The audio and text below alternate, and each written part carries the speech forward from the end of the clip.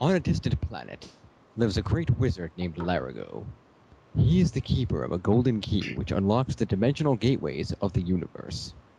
Larago is hunted by Divatox, a wicked galactic pirate who needs the wizard's power to release a terrible demon-like creature. Her plan is to join with him in a sinister marriage and bring forth a reign of terror on the galaxy. Larago's only chance is to seek the help of powerful friends, but first he must escape his planet and make his way to Earth.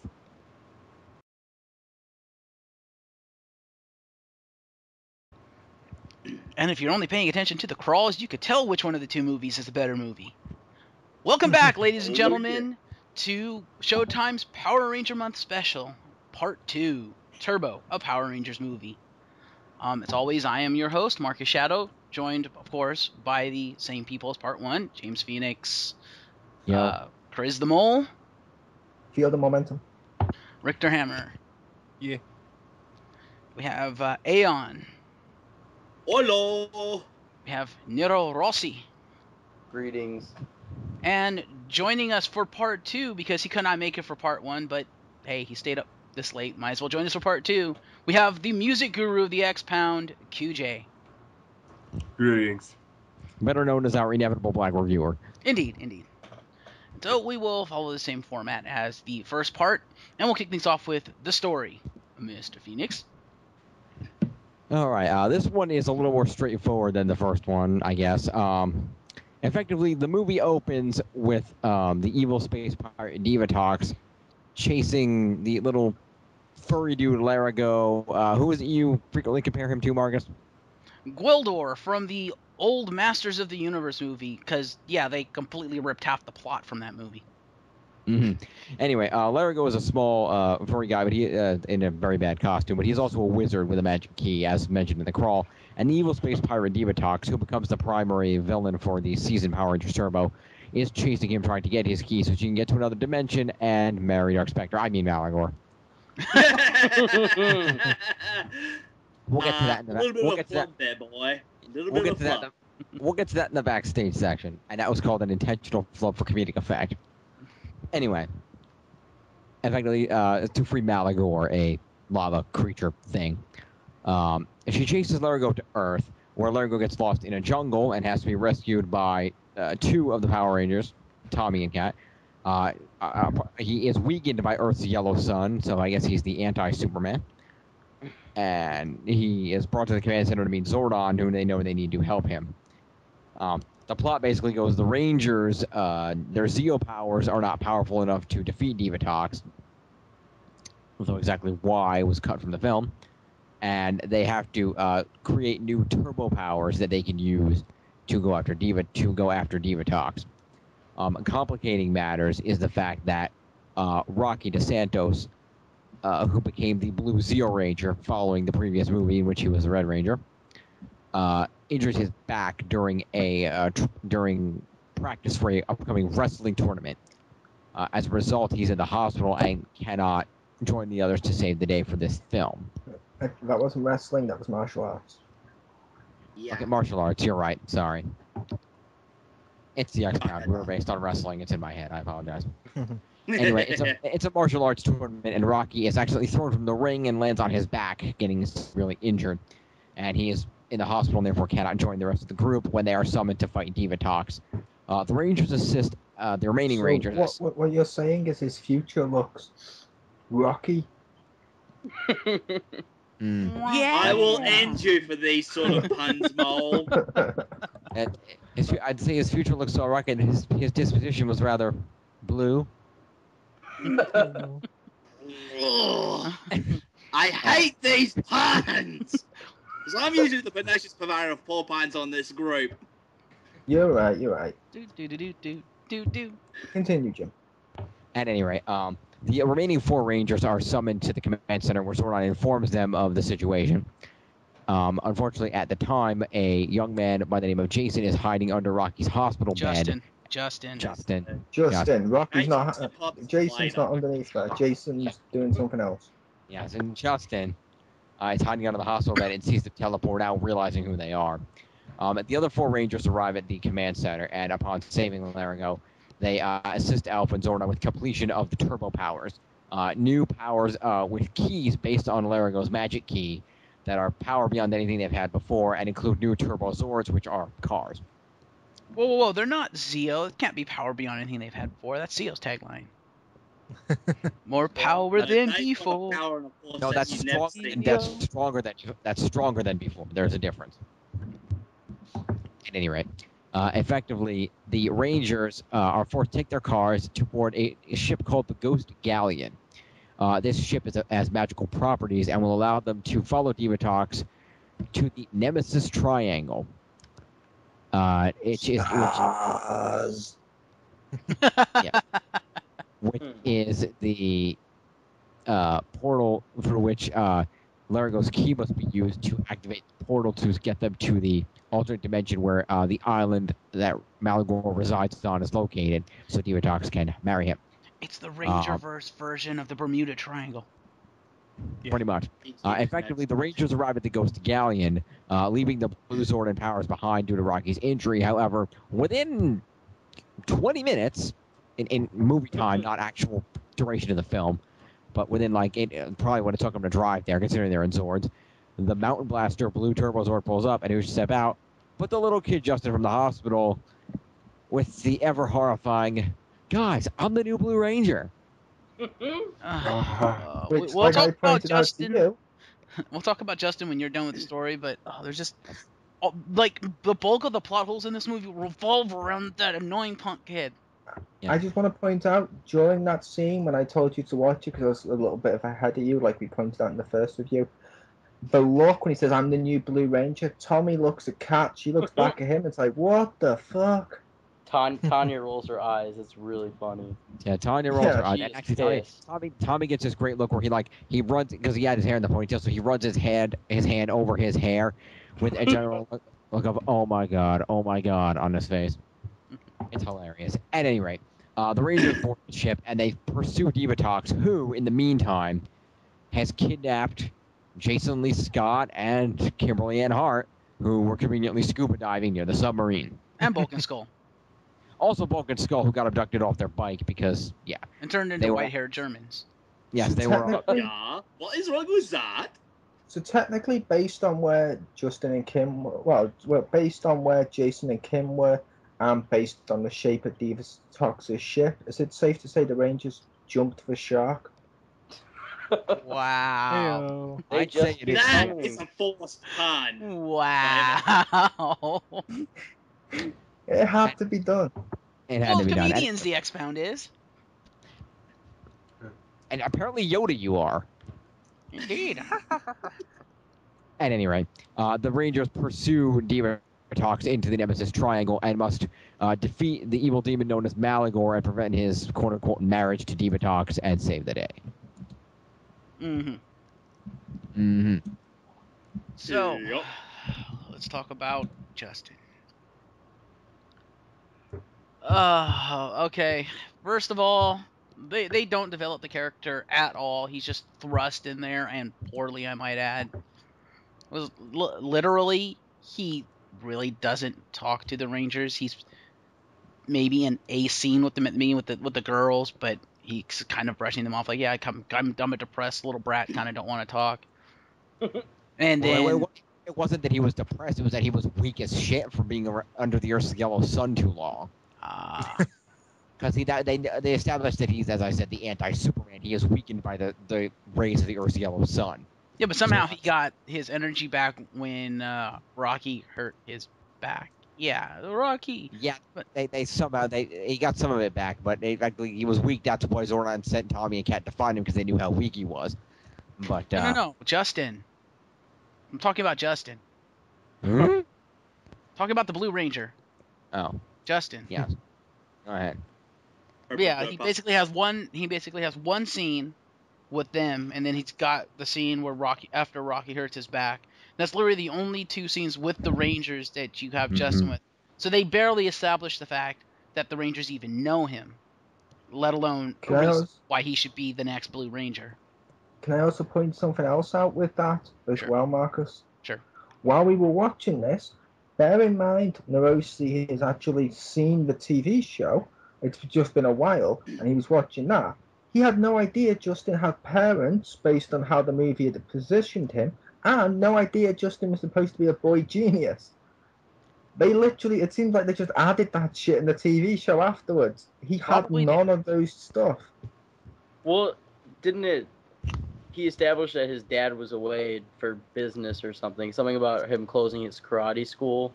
Yep. And that's why he was at that. That's why he was at that Little Angels Haven, that children's shelter or whatever. Yep. Yeah, that's what I said. And there are places that do that sort of thing.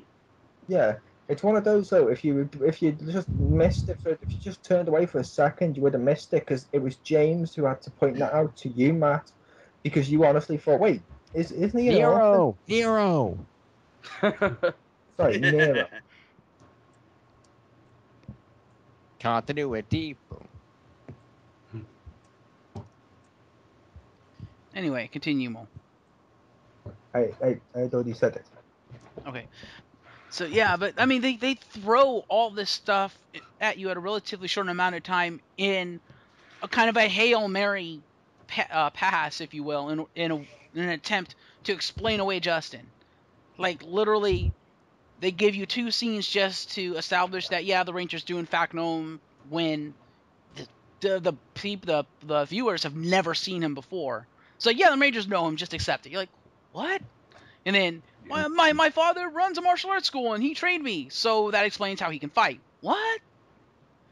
Yeah, see, the thing is, when I was young, and I saw this, so I probably was like 5 or 6 when I saw this movie the first time, and I totally thought that he was the kid from the first movie. I totally had forgotten his name. Fred Kelman, yeah. Fred. And so I totally thought that was the same person. I didn't pay attention to the names, and I was like, okay, that makes sense that they know him and he becomes a Ranger. But then I got older and I was like, they're not the same person. Yeah, that's honestly, it would have, but would not have made sense if they used Fred Kelman. Because number one, he was a couple years older, so it would have been easier to work him in. But the other problem is the fact that the first movie is not in canon with the rest of the series, so they would have had to explain how they knew where it came from. Yeah. And then continuity and canon are 2 different things. Yeah, but the whole reason he becomes a Ranger in the first place is because he happens to go walk in to visit Rocky in the hospital. The Rangers come in to visit him, and he ducks under the bed. And he, as James alluded to in the story synopsis, he's under the bed when the Rangers teleport out.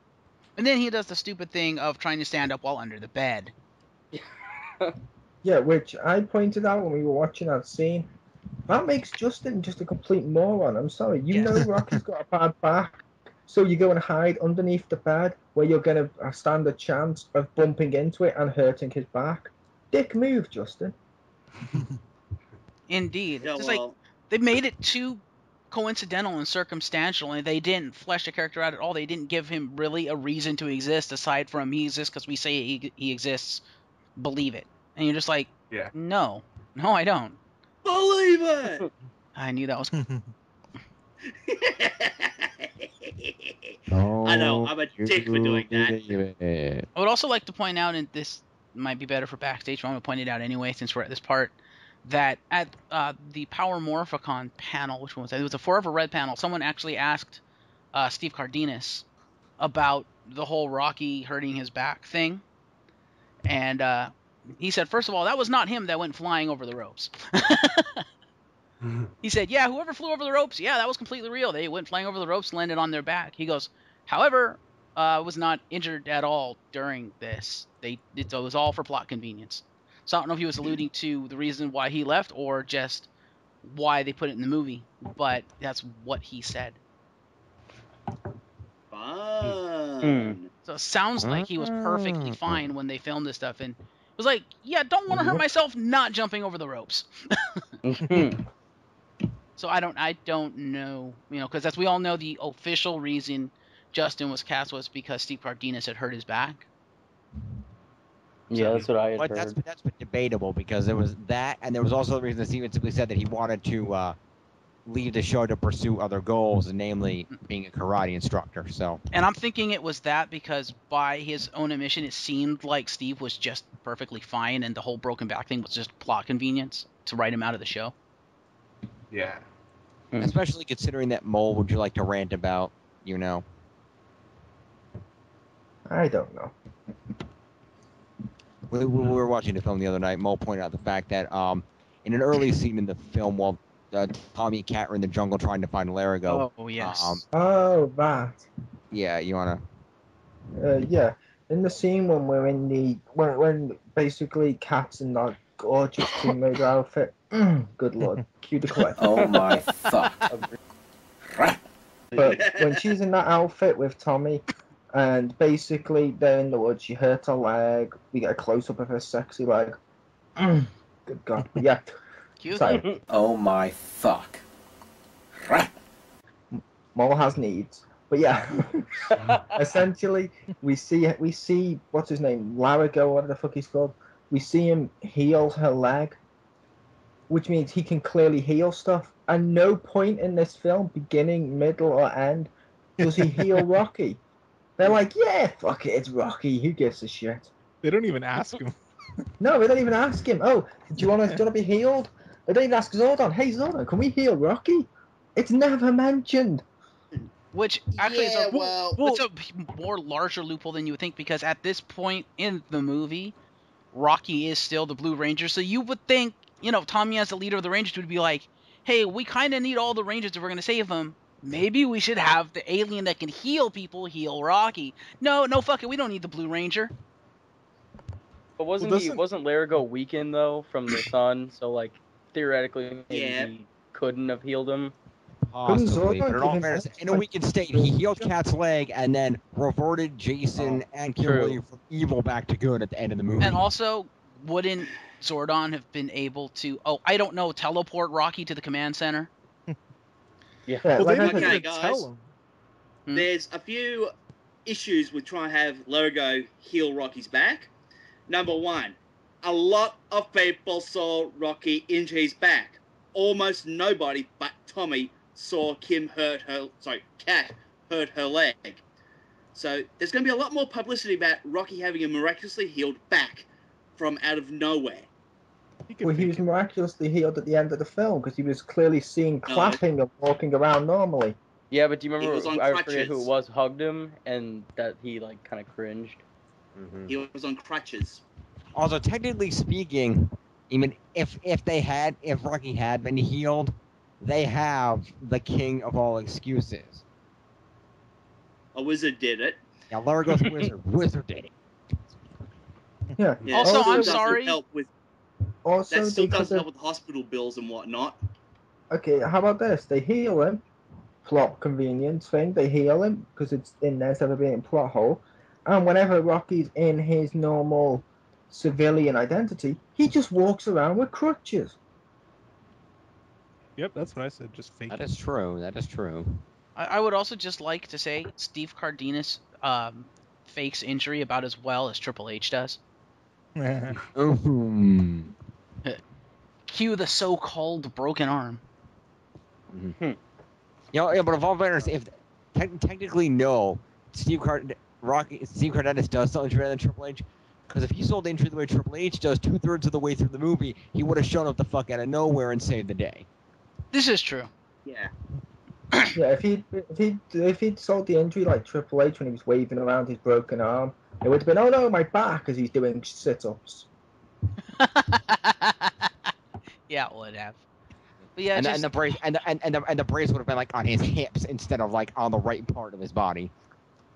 But yeah, it seems like Justin was essentially a child of plot convenience. I mean, that's literally what the hell that character was. Like, there was no character to him. He was just annoying and a plot convenience because they needed another Blue Ranger. And they were like, yeah, let's make a kid a Blue Ranger because that'll appeal to the kids. That's why I liked him. Oh, sorry, go ahead. Yeah, no, I was going to say the same thing. That was, at the time, that was a big thing for me, that there was a kid as a Ranger, because it made me think, well, I have a chance of becoming a Ranger. And, exactly, that is my exact reason for liking Justin. He gave me hope that was a 6-year-old. See, that was the point. See, I agree. So that was the point of the thing, and okay, for the movie that was cool, but then they got to the season and they had to fucking explain it. And that Yeah, well, that didn't not work everyone out. who watched the show would have watched the movie. True, but most people who watched, well, a lot of people who watched the movie would have watched the show. And That's just to put it in another perspective, as I mentioned, which I found hilarious, when I mentioned it to Marcus and James when we were talking a while ago, I put the film on. I didn't pay attention to it much. I was on the computer, whatever. As my little nephew started to watch Power Rangers Turbo after he's watching Mighty Morphin all the way through up on Netflix. I then put the Turbo movie in on DVD because it's not available on Netflix over here, and he sits down, he starts watching it. That happens, and my nephew's like, "I hate that kid." I said, "Why?" I said, "Why? He's no Rocky." Oh. How old is And this kid? and all throughout the film, my nephew kept cheering every time the Blue Ranger got hit or anything like that. And I was like, "Yeah, that's the opposite of what they want." I've never been so proud. Yeah. How old is your nephew again, Mo? He is 6. That is That- awesome. That's the. I mean, really, that's how it split down the middle for a lot of kids. Yeah. Is either you looked up to him because he was a kid and gave you hope that maybe you could be a hero, or you were completely freaking jealous of. Yeah. Well, the problem with Justin is you couldn't. In order to make it make sense in the course of the show to make it work, you couldn't just be Justin to be a Power Ranger. That's the thing. Because the idea behind it was, yeah, he can be a Power Ranger, but okay, here's the problem: is okay, we're gonna come back to TV show after we've introduced this kid and explain him in continuity now. And Yeah, I'll also point out it's really- the jealousy thing, KyuuJay. Mhm. With my nephew, it was a case of Yeah, it was he 'cause actually he was- liked the character of Rocky. Of So it was Rocky, like, yeah, this because kid's just replaced I know- his face. yeah, I know. I almost cried when he fell from the ring and broke his back because I thought he was gonna die. I mean, I didn't know any better. I was like 6. So. Yeah. Well, you should. But, Any kid should know better. Power Rangers don't die. But anyway, yeah, I mean Kendricks. that whole thing didn't make any she sense. came back to life at the end of the season. Oh yeah, true. Tyler does. Hell, Zordon came back to life at the end of the first movie. Yeah. Yeah. But At any rate, but no, the thing is, Thanks to God Rangers. it should have just been explained better if that's what they wanted to do. The concept is sound. The execution sucked because they didn't explain anything. Their explanation was, believe it because we say it's canon. It's like, no. Exactly, and like I said, as I was trying to say, the problem became when they went to the TV show, they had to explain it. So, okay, you're a kid who can be a Power Ranger. Well, no, you can be a Power Ranger if you're a kid who happens to have a dad that can teach you martial arts and is a super genius, so you can be in high school with the other Rangers. Actually, no, James. You can only be a Power Ranger if A, your dad knows martial arts and teaches you, yes. But B, if you sneak into an injured man's hospital room and hide under his bed and listen in on his private conversations. Great message, film. But to Justin's, I don't know what the word I'm looking for. Credit? To Justin's credit, he didn't know that they were Power Rangers and that they were going to show up and teleport out of there. He wasn't expecting that. This is true. His I know. initial purpose in coming in the room was that he wanted to see Rocky because he was all sad about him being hurt. He just wanted to see him. That's and then fine. But then why does he hide? He knows the other Rangers. Why hide? Because he's probably not he supposed to be wasn't away supposed to from be that. he wasn't supposed to be in the hospital room. Yeah. He would have gotten in trouble if he got caught in there. Probably Yeah, snuck but- out of that home. See, I may have been. Guys. See, I may have been dickish when I explained that or whatever. However, yeah, he had a good reason for being in there, whatever, but the point was, not any kid can be a Power Ranger because every single circumstance just built up to this kid that makes him like the Messiah or like a Mary Sue fan fiction character where it's just like the perfect shitstorm. Oh yeah, and the other part of the message too is you can only be a Power Ranger if you know how to drive before you're old enough to drive. I think you don't need a license. And they can't use the power to explain it away because when he shows up in Mountain Blaster, he is not morphed. So therefore, he knew how to drive and has gotten driving experience before he became a Ranger. I Marcus, also pointed out in that scene, Marcus. How would his feet have touched the pedals? That too. Yeah. Also, Marcus, I will point out technically that is Alpha's explained. down there. Technically that is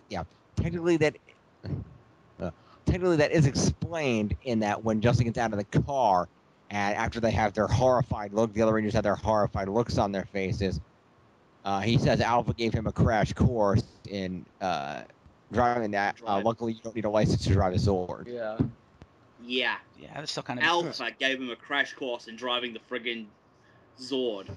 Yeah, It's what all can Alpha Alpha's fault. drive? We don't know Alpha can drive anything. Hey, Alpha's great. He even had a magical Christmas once. I know. Oh, that was fuck awesome. that shit. Oh. I'm just glad it was Alpha 5 that taught him and not Alpha 6. Mhm. Oh!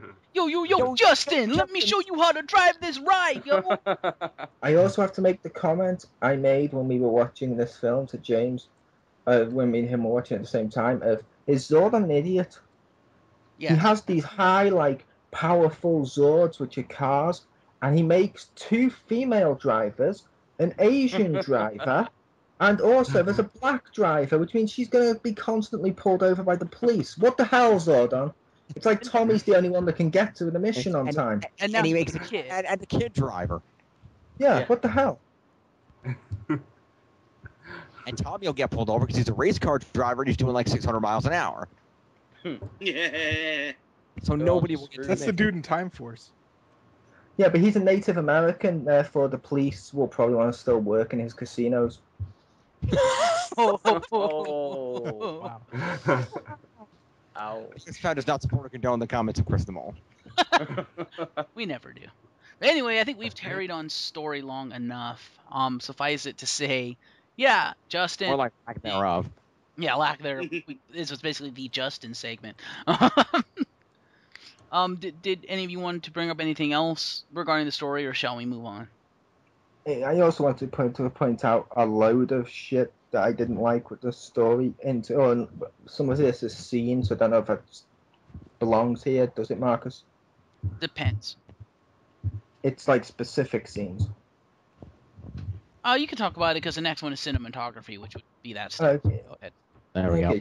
First one I didn't like. Well, three things I didn't like. One, we see the thingy Bulk and Skull get mind raped, and then it never gets away by the end of the film. Yeah, But yeah, suddenly it is when the TV show comes on. What the hell, film?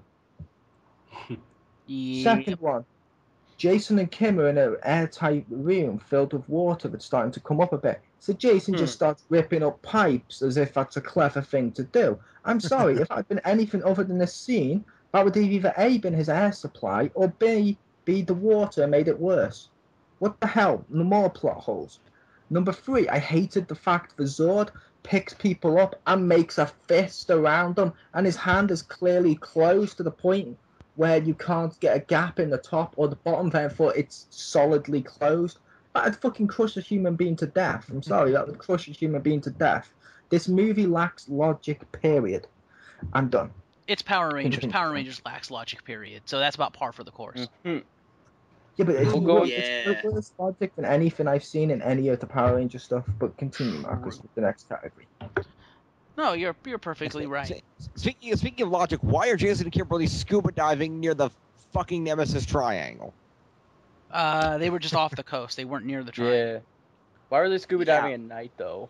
Yeah, that's the other question. And in all fairness, if they got on the Ghost Galleon and they got to the Nemesis Triangle that quickly, they weren't that far from it to begin with. It's They because they were were looking for starfish. No, they were scuba diving at night because Jason was giving Kimberly a reason to have sent that letter to Tommy. Heyo. Hey-yo! I was gonna say, Never mind. I was gonna say Jason's in that room ripping pipes out. It should have been Kim's clothes he was ripping off. Oh, He already did that. That's why they're in that mess. oh. The only problem was she was only This in is front the at the time, best so I unless have Jason to was deal off the with on country a and back. day-to-day basis. Yep. So what you're saying is 2 minutes before the scuba diving, Jason went muff diving. Oh, oh, PG, Mo, PG. My show's Because of supposed his to be name's relatively Buffett. PG. It's not, or at least, not rated X. To be fair, they've got the computer, they've looked this stuff up.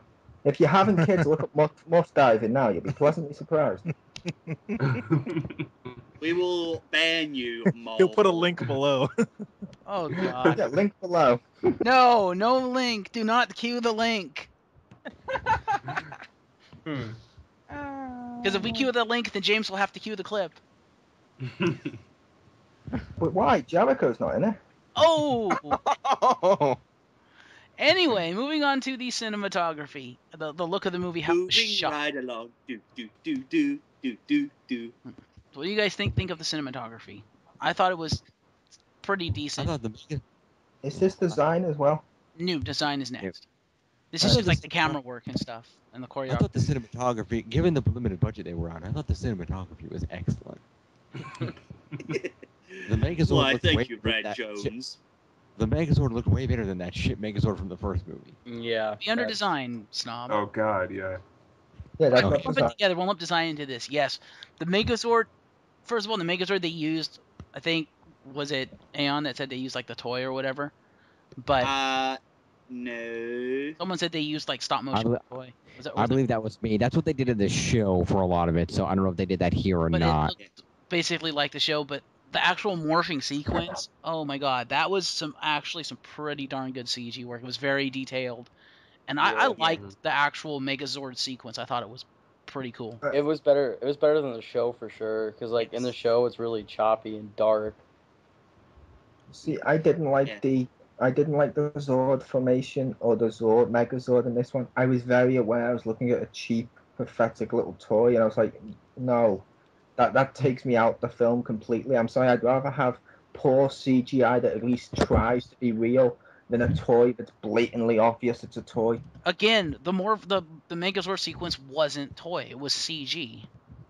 Well, it The looked like only a toy. toy, the only time they used toys for the Megazord was for the Ninja Ultra Zord and the Shogun Ultra Zord in season 3, and both of them were one-off. So they Okay, didn't well, use toys for the if movie. they didn't use toy, No, and it was if it No, didn't they use used toys, bodysuits in the movie. they used Yeah. the actual suits from the show. I was talking about the Right. Zord slotting into all the bits and then it formed up, No. where it was like Oh. the little cars and That- stuff. That was That- CG, that- wasn't? Either that That or No, they that was was model that- work, not toy work. either that It or was they models. yeah, it was model. I say One model, at a like- time. I said when I say models, I mean toys. Aeon. That's what I was on about. I was very aware exactly what I was looking at, and that distracted me. Yeah, they probably built larger scale models to use for that rather than using the actual toys. That's why they look. That's why when they might have used toys to begin with, and that's why when they got bigger at a Megazord level, they look significantly different. But the only thing that I really like about the Megazord that always distracts me, and it's the same problem I think that the Megazord had in the first movie, was that the Megazord had its awesome formation sequence, and then it did the rocket thing, and it stood up, and then there was that flash where it transforms from still to active Megazord, and it's very obvious that it's transforming from the stiff models that they've put together that are a certain width to a much skinnier dude in a Megazord suit. True. Yeah. Yes. Very true.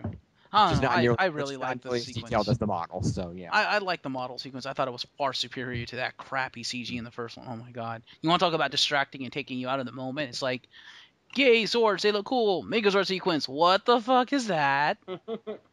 See, ironically, Yeah. that's what I was thinking. That's the opposite of what I was thinking. I was thinking, oh, cool cars. They look cool.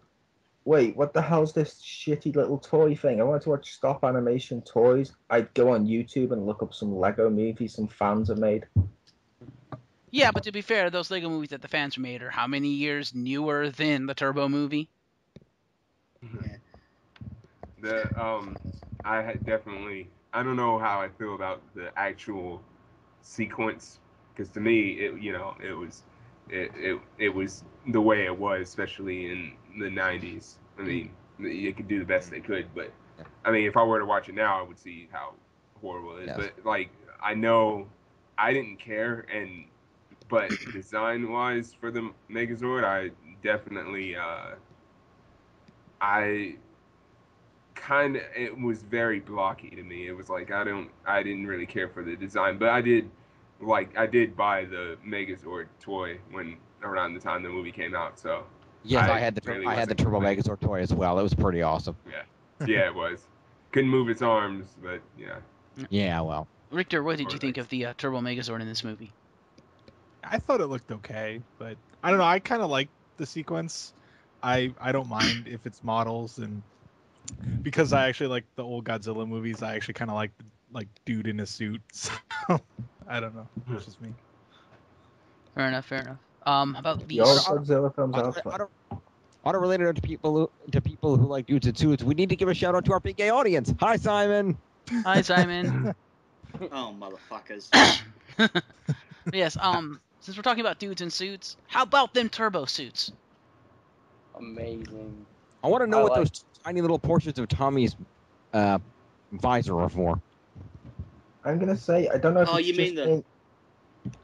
Go ahead, Mole. You That's first. it. So yeah, I was gonna say I don't know if it's just me. I don't like the turbo helmets.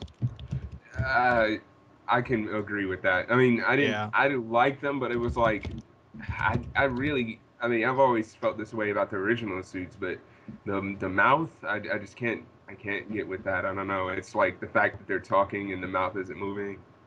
It's just like Mhm. that always gets me. I mean, even when I was young, but I mean, I was able to look past it. Obviously, that's why I liked it. But yeah. You missed the discussion of when they tried to rectify that in the early cuts of the first movie. Yeah, I was Really? gonna say, No. We'll talk about See, that I with you think later. I think the problem with it may be, as Marcus Shadow and Aeon will say, they said that the Sentai that series was actually based on was meant to be a parody. Yeah. Thus, it makes Yeah. perfect sense that those helmets do look like parody helmets, and I can't take them seriously. You know, you want to see parody helmets? Look at a Kiba Ring. What do you mean? Thank you again, Brad Jones. Those are awesome helmets. But The yeah, only thing I didn't like about the suits was that those little spots of yellow, like the yellow square and then the yellow around their neck, it kind of seemed to throw it off a bit. Just a Yeah. I did like those little lines on the suits. It made them look kind of futuristic. I can actually tell you why the yellow stuff was there. Why? I would like to know that. It's because Car Ranger, the Sentai that Turbo was based on, Yeah. as we said, it was a parody season, and the whole thing of it was that the Car Ranger team, their whole shtick was they were promoting traffic safety. Really? Yeah. Wow. Yep, that's why it's there. So That's wait, why. what does the yellow have to do with that though? It's like the traffic safety colors and stuff, like the Oh. I thought it was Yeah, orange. actually, but- in it, orange. in the Sentai, the monster known as Rygog, the dude with the big round metal thing around his head, he's actually one of the main villains of the Sentai. He and the Elgar and the dude that played Porto, they were actually evil race car drivers, and they were the three bad guys. Would I also be right in assuming Rygog wants you to feed me more? Sure, why not? Oh no! Also, Given the fact that Also, or Car Ranger was based on cars, like the Zords and stuff for cars, I think the helmets kind of fit. I don't know. I kind of like the helmet design. with Yeah, the- they had the same like chrome as They had the the headlight front of and the stuff. cars did. Yeah. Yeah, I definitely like the Red Ranger's helmet the most. Doris. If I didn't like any of the other Actually- ones. Yeah, guys, if you compare the visor designs to the bumpers of their Zords, it's a perfect match. Mhm. The Yeah. visors Ah. there you are, go. Didn't know that. are designed based around the front bumper of their vehicles. Well, that the explains why initial it purpose. kind of doesn't look right. Yeah, that makes sense then. Yeah. Hmm. Oh You didn't notice this till now? no. No. But there is one other thing I wanted to bring up with design and cinematography. Can I Yes. I just want to point out, I remember earlier, in the unlikely event you watch this, I want to apologize to our friend Lieutenant X for bringing up Sentai in a Power Rangers discussion again. Sorry. Oh, Christ. Natalie. Oh, boy. Because for those who may not, it was brought up in our previous videos, and our good friend Marcus was rather heftily berated for that. Yeah, the elitist. Yeah, but to be fair, someone asked a question that could be answered by Sentai.